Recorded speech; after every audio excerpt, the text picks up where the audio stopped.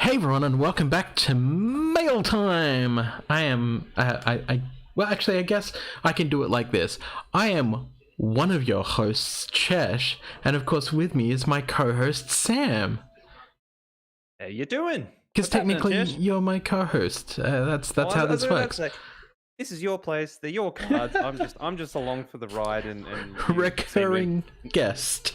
Invite me back every week, so I won't bite the hand that feeds me. I'm happy to be here.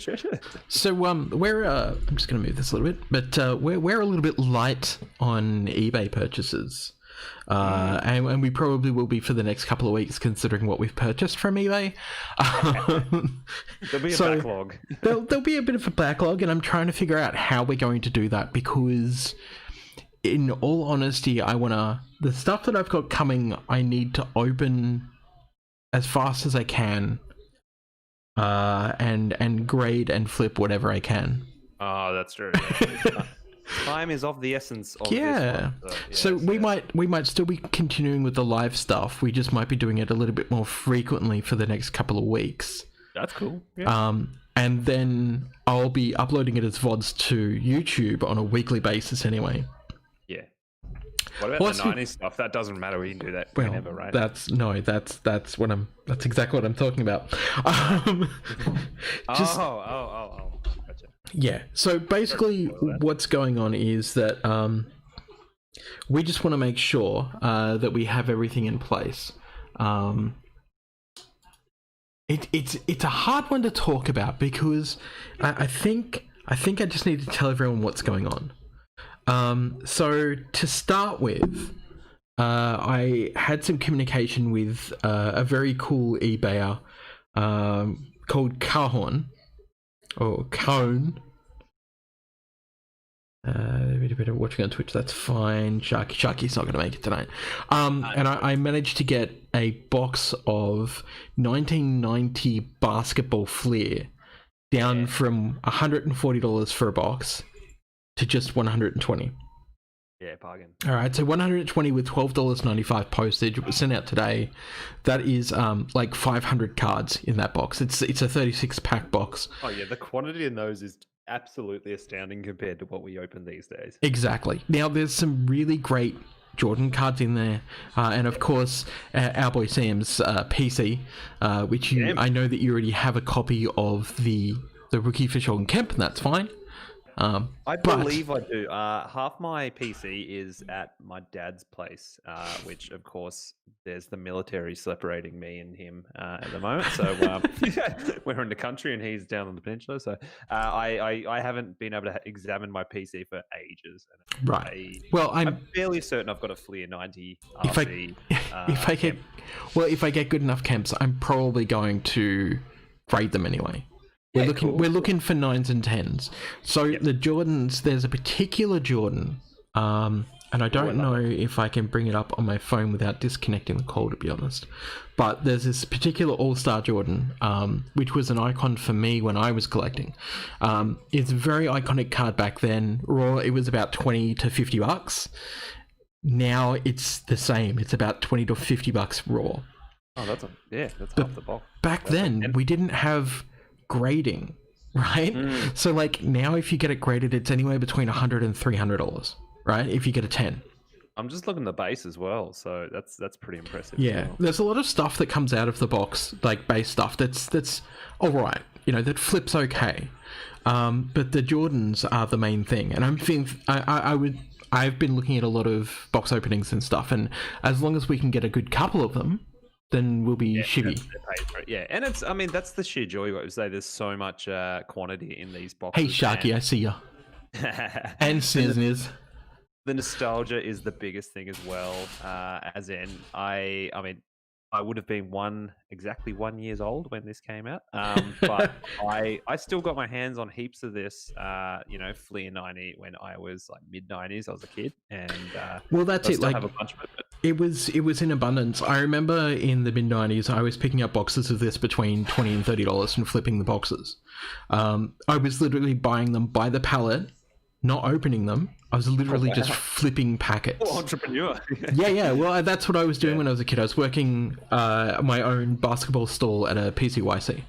That's how inherently ingrained basketball is in me, because it was during the height of basketball, in the mid-90s. Yeah, how cool was that too? My uncle actually, he's not my second cousin. I've met him like only a few times when I was younger, but he had a card store in Rosebud, back in the peninsula. Then I was like, wow. And he when he closed up shop, I remember he sent me some of my Upper Deck 93, 94 set I was chasing, and it was just so cool. But, nice. yeah, man. I just get so nostalgic. Yeah, well, and that's the thing, right? So, the one thing with this channel was supposed to be trying to get product and crack it for entertainment.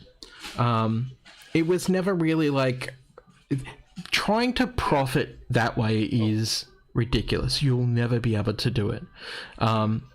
As anyone will know if they followed any of my Magic content, I sometimes get extremely lucky with boxes. Like I get some really insane great luck, but I also have some shit ass terrible luck.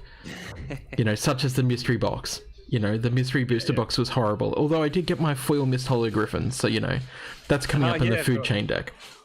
Those Magic nerds that know what we're talking about. This is exactly. Some prime content. Now I also got a box of 91-92 Skybox Series 1. Yeah, now we're talking. This box is amazing, and one of my favorite. Just worried that if I put this, I disconnected us. No.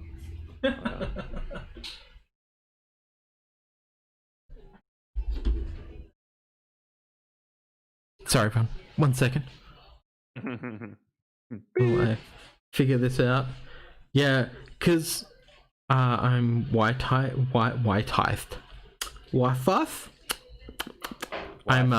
I'm USB tethered. All right.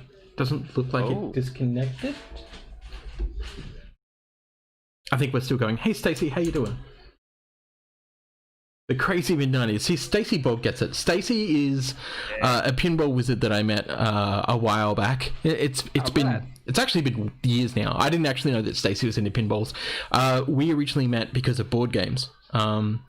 Stacey was actually, I think, one of the original playtesters of El Luchador Fantastico Grande. Ooh. Which is the board game. That on occasion, yeah, it's the board game I put out a couple of years ago. Board game, well, a card game with dice, and it's wrestling, and it's cool, and it's fun, and I still like it. I still have many copies sitting under my bed that were unsold. Don't get me wrong, I sold I think 80% of the production, which left me with 20% under my bed. But so can't wait. We can jam a game of it. Exactly, but with Skybox, I've seen some pretty good Skybox boxes happen. Exactly. It's not too difficult to get PSA 9s out of it, depending on the box condition. And this box looked really good. What are you looking at? I mean, they're in their booster packs. It's mainly if the the cards aren't moving around too much. You're just looking for centering, really. At that stage. Yes. So with that box, it's mostly centering and some surface on the back, I believe. And the corners are really fickle in that box, because those boxes were shipped around so much that there's a lot of chance that the packets have just been shoved around, and there may be some corner damage, just like any old product, basically, because it was shipped around so much. This box looks really good. It doesn't look like it's been crushed or hammered or anything like that. Then again, it's eBay, and let's be honest, the photo that's on eBay might not be what arrives. I'm always really worried about that.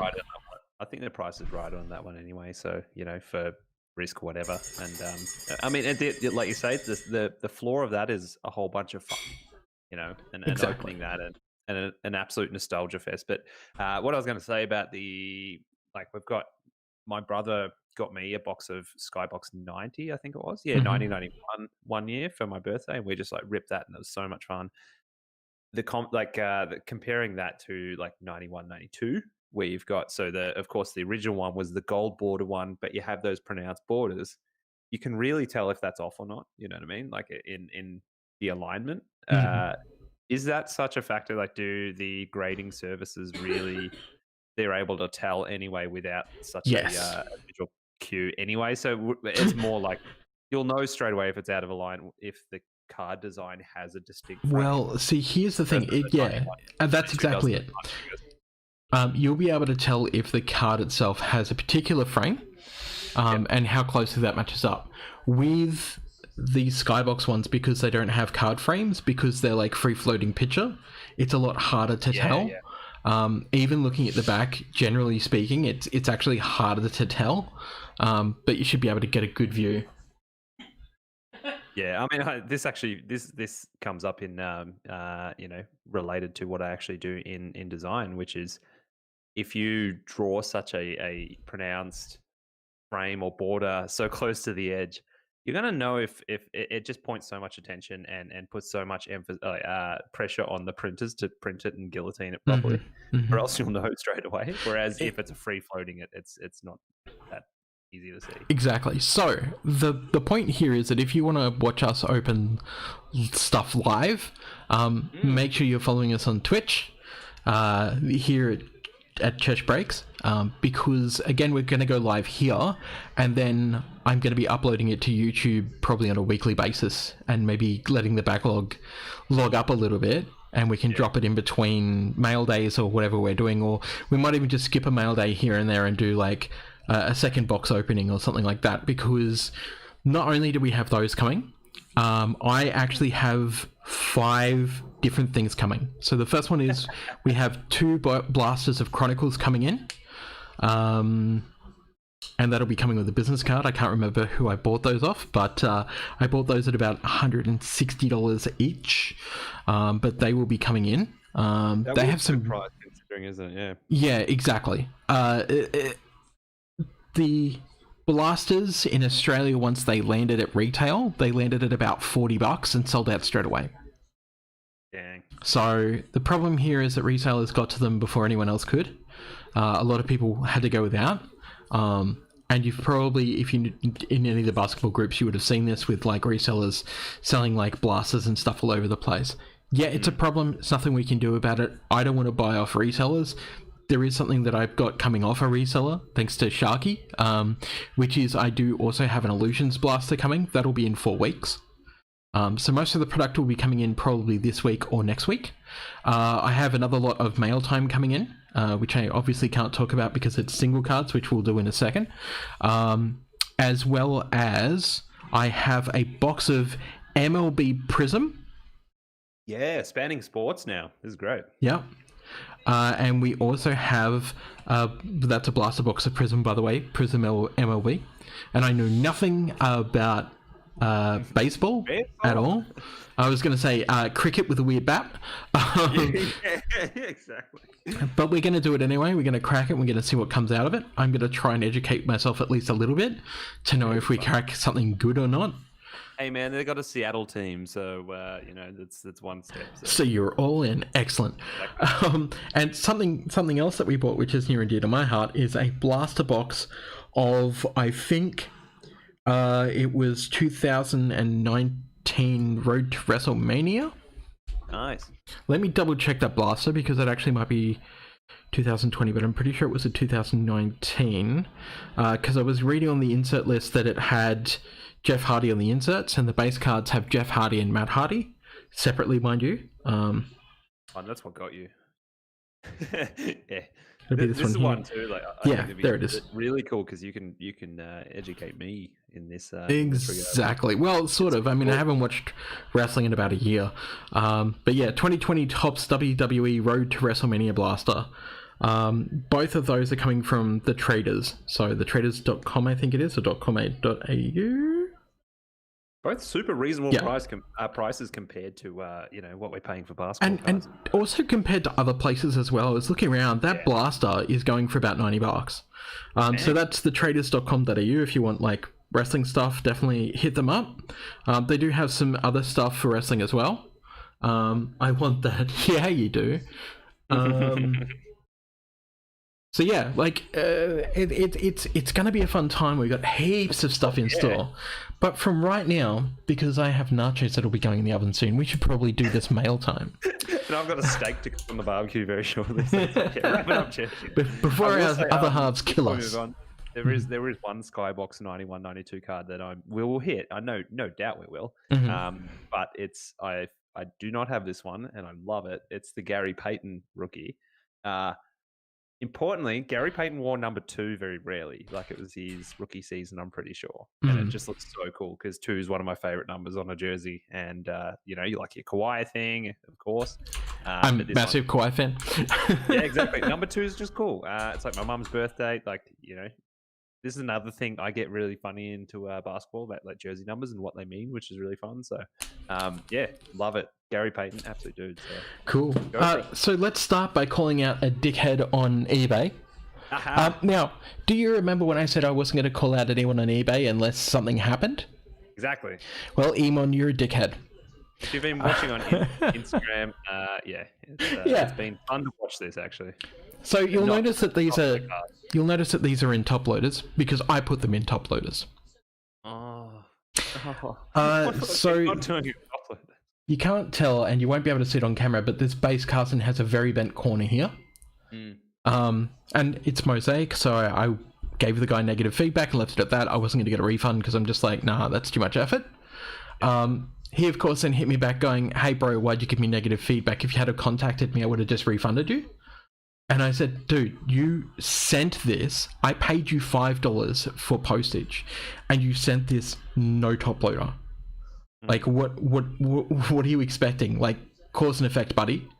To which he then started bitching at me to send him photos. So I finally broke and sent him photos and was just like, I'm not removing that negative feedback. Like, you knew not to send it without top loaders. You can't tell me you didn't have top loaders. I didn't have top loaders when I sent stuff to somebody. I took it off my PC and top loaded those cards because that is your responsibility as a fucking seller. That if you're going to sell somebody, you're making a contract with that person regardless of cost, and you're charging them for fucking postage. You package your bloody cards. You just don't be shit. So we're gonna pink mosaic. The cashew box was one thing, and then and last week and that one didn't get harmed, thankfully. But yeah, with this one, the poor cards actually get harmed. Yeah, and this was packed in bulk, and that's what he said. Like, his excuse was like, but it was packed in bulk. It should have been fine. I've sent thousands of packages like this, and I went, wait. No, mate. You said that you didn't have top loaders for mine, but you're now telling me you send it thousands of times like this? So you're basically stealing postage off people. Good fucking job. So yeah, not removing negative feedback. If I buy off you and on eBay and I give you negative feedback, I always say why, and I will never enter into discussion regardless, unless you just plainly have, unless I don't receive your cards. Then I'll discuss it with you first before I provide any sort of negative feedback, because that could be something way out of your control. You may have sent it and it just went awry, and I'll give people benefit of the doubt, but when it's something like this and you send it with no top loader, that's on you. That's absolutely on you, and I have every right to complain. Yeah, it's not overly tricky. Just protect the cards, put them in the top loader. Exactly. All right, so moving on to people who do send things correctly. I received a break from Cherry. Nervous now because mine's coming through the mail to you, but you'll be fine. You package correctly. I know you do. So you'll see. My USB dongle keeps flicking. I hear it. In my microphone, in my headset. The sweet dolphin tones of dial-up. Yes. I'm pretty sure this one was a part of the Cherry one. Yes, because this came separately. So this was from a Cherry break. Now, there was also a quite expensive card in amongst this particular break. Yes, there was. You know what it is? It's already gone. Ah, yes. Yep. So I managed to get a Jama Rant Prism base, which is like about $200 card. Nice. And flipped it. Okay, so the centering was extremely good. It's extremely good. The card services looked extremely good. However, I don't have the patience to sit around and wait for a card to get back. And by the time it gets back, Celtics could just be out. Right? They could be out of the bubble. Card might drop in value. Oh, was that Tatum or Jar? That was the Jar. Oh, gotcha. No, the Tatum was last week.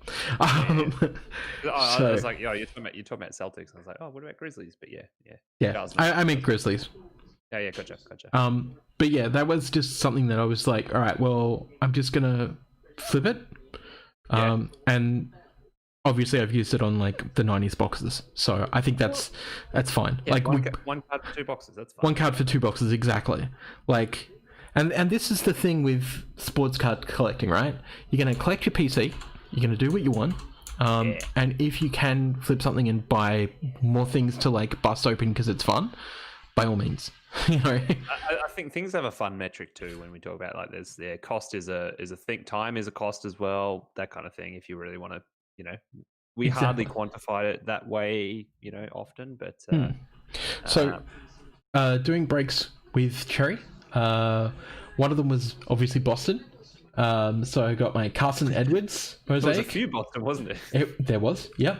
So I got this Time Lord, man. Jaylen Brown. And yep, we got our Robert Williams III, which, by the way, this set is just stunning. I just want to switch over and make sure you can see what I'm looking at. Like, there we go. Funny part is that a picture of Time Lord shooting a jump shot, which is not really what he's known to do, but that's fine. Yeah, exactly. He's a dunker and a blocker, and he's great. But yeah. And this came out of a box of Immaculate. Was that another break? Yeah. So they pulled up a couple and sent them all. Yeah, that's what they do. They hold them around. What was that clay number to? That's a good question. There's a ton of clay collectors around too, I've found. That is 92 of 166. 166. That's a decent numbering, actually. It's not bad. It's not bad. It's not great. It's not bad. Also, surprisingly, I entered a break that had my favorite set, which is Court Kings. Oh, you're Goga. And all I got was the Goga. Goga. That's fine. That's fine. Yeah, so you got paces. Yeah. Now, Sharky lives near me, and Sharky decided to get out of Carson Edwards. Yep. So, of course, I picked up his Carson Edwards. Nice. So this was like, I think, $64 all up, $65. So we got the draft ticket. We have... Oh, that feels weird. I think maybe... No, it's just a really thick card. I never noticed how thick that card is. So it does have some schmutz on it. Chucky, what are you doing with our cards? Got some like food or something on the surface. I don't know. I'll be able to clean that with a micro cloth anyway. Microfiber. So we got an optic Carson, which, by the way, I have heaps of those coming. Oh yeah. I think this makes my third level 1 Carson rookie. Nice. We got a really gorgeous looking acetate. Nice acetate. So I've got like, I think 2 of those now. Speaking of acetate, how's the insert you post on Instagram today? Oh, it's so pretty. I can't wait for my illusions. I hope I get one. I really want a kawaii one, but I'm not going to pay $20 for it. That is card design, seriously. What do you call these ones with the little? I think this is an Astro. I don't know. Sharky can correct me on that one. The thing. Still dazzle me as they meant to. Tape on the top loader. It came like that. No. It's the tape. Yeah, the tape is on the rookie. That's not what I mean. Like on the Carson, on the surface of the Carson, there's schmutz on it. And this, you stop tarnishing my name. I send out good things. I swear. I don't think it was Sharky. I think it was whoever sent him the card, because he just sent it on basically. A cool patch. Yeah. So I love about this Nouveau. It's this is, I mean, what's it number 2, by the way? 179. Nice.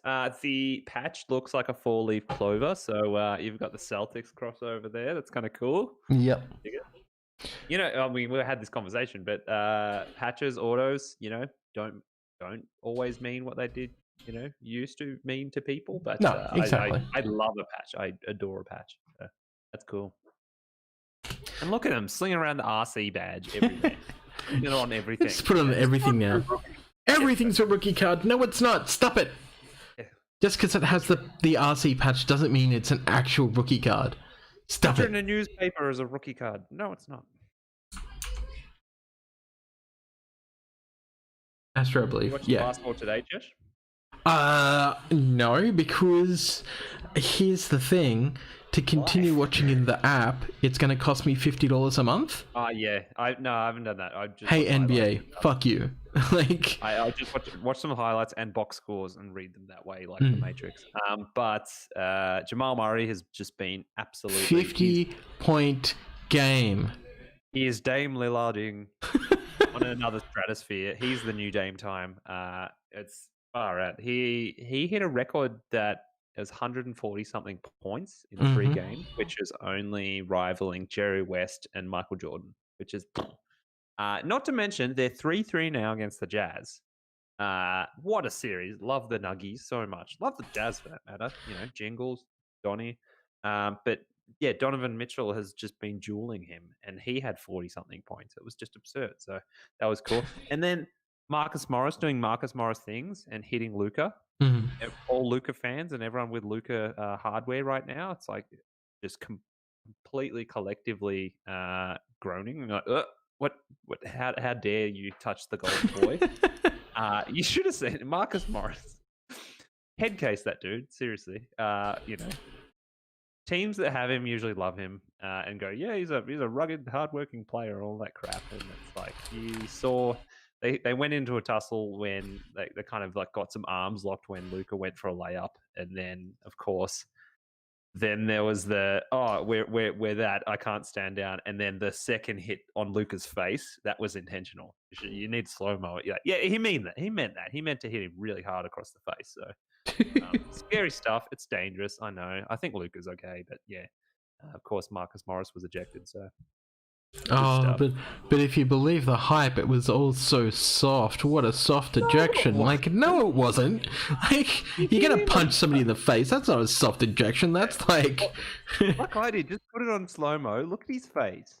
It's like there's the first bit they're going back and forth, and then the second bit you see his arm clench up, like he's going for his face. Exactly. And also, Sharky, no, Kaio Sports being $25 a month is no better. That is still wildly expensive. Still highway robbery. It's still wildly expensive for a channel that just serves you one thing. Like, wow.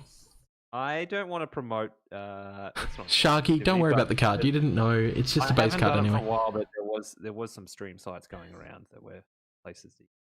Yeah. I haven't checked lately. Again, I just read the box scores, and Reddit, Reddit NBA. That's it. I just look at the box scores. But yeah, Sharky, it'll clean up. Don't worry about it. It's just like it was literally like a spot in his hair, and it was just like somebody had been like maybe eating over the card or something like that. Like it was just really easy to fix. And I know that you wouldn't have like taken out to look at it because it looked fine until you took it out of the perfect fit. Which, by the way, not sure who would put a perfect fit on a basketball card, but that's what somebody has done, and I don't know why. Well, I just want to say how. Well, yeah, that's. I've tried to do it. I've tried to do it accidentally because I've got all my Magic sleeves and then all my NBA sleeves, like the what do you even call the other ones? They're penny sleeves, I guess. Penny sleeves, yeah. You get them mixed up, and you're like, wait a second, this doesn't fit. And yeah, exactly. You don't force it, but yeah, I've almost tried to do it. But yeah, like, Sharky says, watch NFL, F1, etc. Yeah, but still, for me, that would be one thing. Unless it has something like Doctor Who on it, I don't care. Put it this way, Chesh. I meant to preface too. Marcus Morris doing Marcus Morris things. He, I think this is before you were doing the breaks and everything, getting back in the NBA. But yeah, he has a history of some. He said some pretty sexist crap that has no business in the game whatsoever, kind of thing. Not too long ago. I mean, early this year. But I mean, look, I'd be surprised, but last night I went down the rabbit hole reading about why Latrell Sprewell ended up becoming the most hated man in NBA.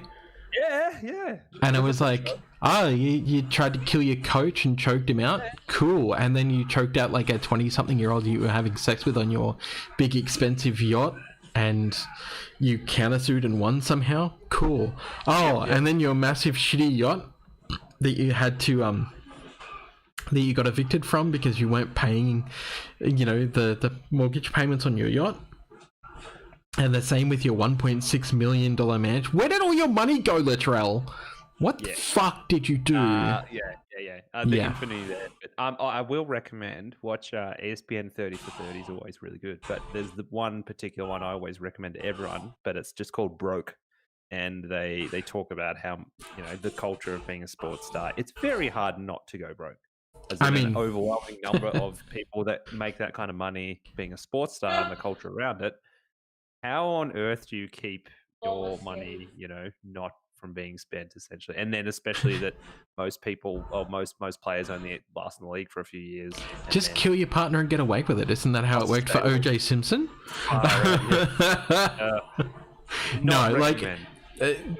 It's that really weird thing of like sports stars like living the high life, and then when their career's over going, oh, I'm fucked. And it's like, yeah, you are, because you didn't think about it. Like, you didn't do a Karl Malone, you didn't open up a what is effectively a hunting lodge, let's be honest. Karl Malone has like several businesses, but one of them is basically not a hunting lodge. There's like a memorabilia place that he owns, that's like a smoke shop, basically. He's a part owner in a bar. I know that Sean Kemp is part owner in a restaurant.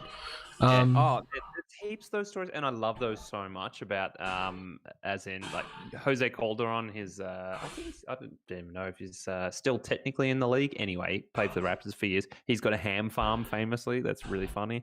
I seem to remember reading Detlef Schrempf was a real estate agent, things like that. So I always love seeing what other players are doing, knowing that there's your burst of income for your life.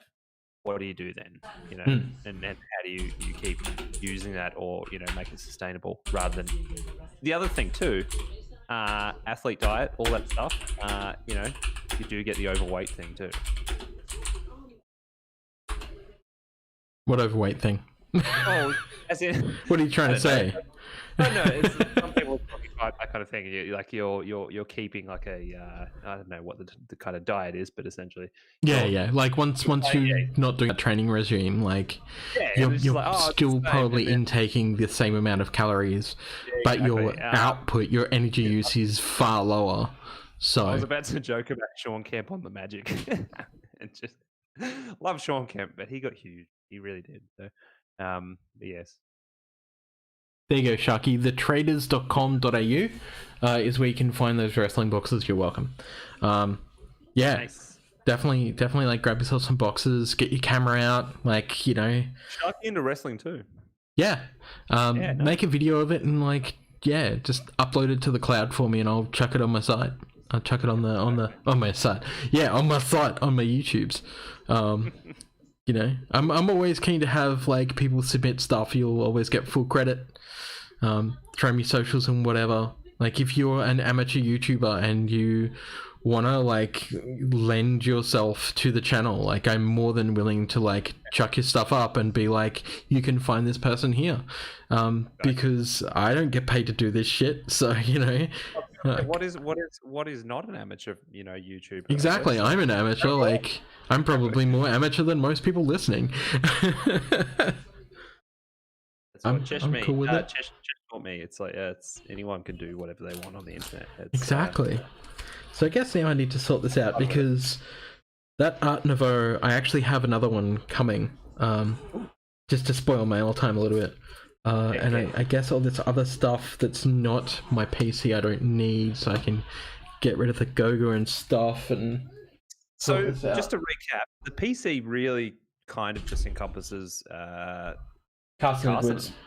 That's it. It's not even, I mean, you've got some Celtics ones from the, whether you expand that. I mean, like we kind of said, the team thing isn't all that common unless you're going for the Sonics, like I am, but that's for a special reason, but usually a player, I guess. Well, exactly. So, like...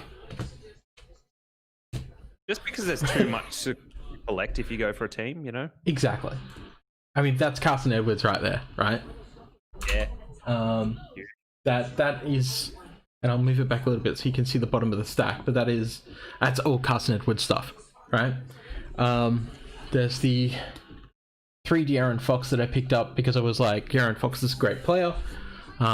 And these are like just your future thing. Just like either they'll be worth nothing or they'll be worth something.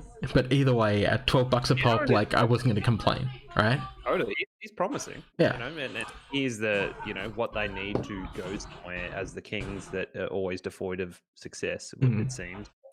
Yeah. But yeah, like trying to pick up everything from the Celtics, it's not going to happen. You're talking Jason Tatum. Like, no, thank you. I don't have. No one has the fucking disposable money for that. And if you do, what are you doing? Exactly. No, that's the thing. I mean, I always like the cheaper stuff because whatever. But get excited about the fact that we said, some of your retro heroes, even modern cards, but retro heroes, patches, autos, whatever, are just comparatively so cheap. And I'm like, they're the ones that matter to me. So I don't mind. So and I'll just sell the the Steph Currys and stuff. Exactly. Like somebody was saying to me, like, are you going to get back to like collecting Jordan? And I was like, no. Oh, fuck no. Like exactly. not only has that ship sailed, like there's just some cards that they're way out of your price range. Like even back in the day. So like Jordan rookies back in the day were about $500, right? And I wish that I had have bought and kept one. Instead, I did what I did with the Black Lotus. I bought the Black Lotus, I think, for about $250, and I flipped it for $500, right? The Jordan rookie was pulled out of one of the stores I worked at. The store wouldn't buy it off the guy. And I was like, you're crazy. I bought it off the dude for $500 on the spot, and then flipped it 3 hours later for $750. And that was back in the day, so that was basically big money back then. That in a day, time is money, Yeah, exactly.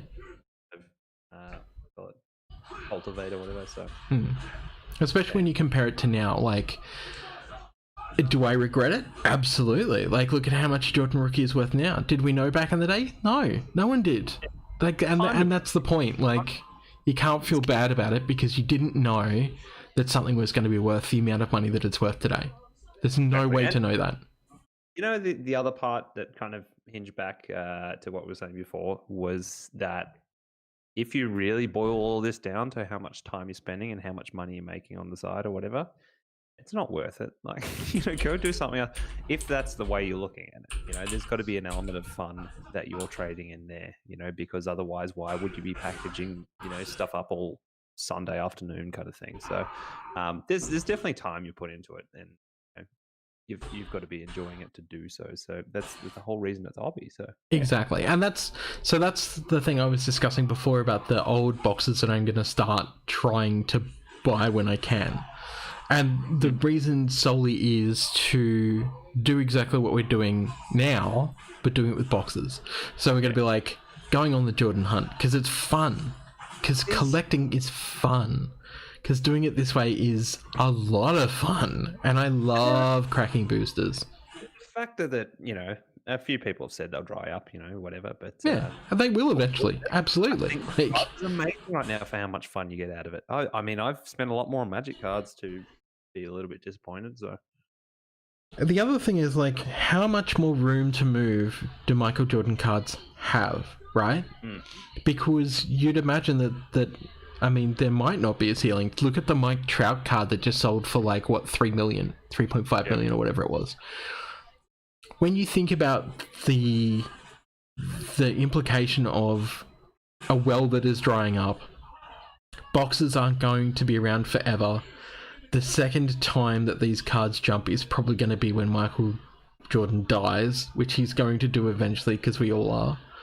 Like, yeah, exactly. To be fair, he'll probably, die after me. For sake, Chesh, you need to be look. I'm getting old, okay?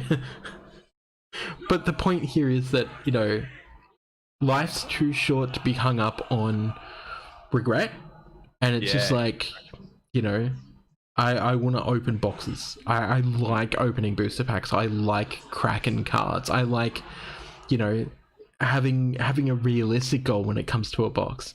Like saying I want one of these 1-of-1s and then cracking National Treasures until the cows come home for like $2,000 a box. If you've got the money to do that, by all means, go nuts. But what are you doing with your life? I would, and to preface, I'd love to do that. I would absolutely love to crack a $2,000 box of cards if I knew I was even getting half of that back. But I've been watching people crack National Treasures, and I've been watching like people who just crack absolute garbage. I want to watch some of these now. And it's like, yeah, man, like you spent $2,000 to crack this shitty box, and it is shit. I love how the Google search term goes straight to the Nicolas Cage movie. Yeah, of course it does. Great. Yeah, no doubt. But this is the thing I was saying, especially about things like Court Kings, right? So I was speaking to Charlie from Cherry Collectibles here in Australia, here in Victoria, in Melbourne, our friendly local card shop that deals mostly with basketball. And we were agreeing about like Court Kings is one of the prettiest sets of our current season. Like sustainability is good. The base cards are actually worth something. Like Prism is great, don't get me wrong, but it's too expensive for what it is, to be honest. Because there's a lot of miss and not a lot of hit. But the Court Kings blasters out of everything were really supreme value, even at $150, which was 2 times what they was, or I think actually 4 times what they were selling at retail. Because originally they were about $40. Right? Now they're selling for just shy of $300. Now, the value now is probably not worth it, to be honest. Yeah, exactly. When I bought it at $250, the value probably wasn't there. But it's a pretty set, and it looked fun to crack, and by Job, it was fun to crack. It was a great box to crack, despite the internet issues. I'm going to go watch some National Treasures sadness. That's awesome. I'm going to go watch some Nicolas Cage. Unless there's anything else you want to touch on. No, that's it. You better go make your nachos, dude. Damn right. It's unhealthy night. Exactly. I'm going to go cook a couple of Scotch fillets and like it's not too Arctic out in the Kyneton, air, so it's going to be pretty good and sit outside with a barbecue and have a beer. It'd be good. Yeah, it's a bit cold here, to be honest. But so that's it for us for mail time tonight. We're going to see you mid this week, most likely.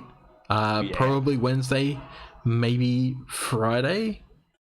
But we'll see. I'll have a chat to Sam once we start receiving some of the stock. We'll see what we get, and we'll arrange something. And so please follow the socials. So for me, you can find me at Chesh Breaks on Twitter, at Chesh Breaks on YouTube, and Chesh Breaks on Twitch. Sam, where can people find you? I'm at Pass the Jam Sam on the Instagrams and the Twitters. Mostly posting Magic stuff at the moment, but sometimes some basketball stuff. But yeah.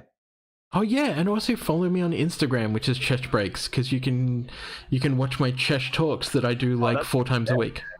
Exactly. So yeah, it's great. All right, cool. Well, thanks for hanging out, Sam. Oh, thanks for having me again, Chesh, and looking forward to this awesome couple of weeks of expediting our schedule, I guess. Oh, hell yeah. It's going to be so much fun. Jordan hunting supreme. Eating and camp hunting. All right, everyone. We'll catch you later. Take care. Bye.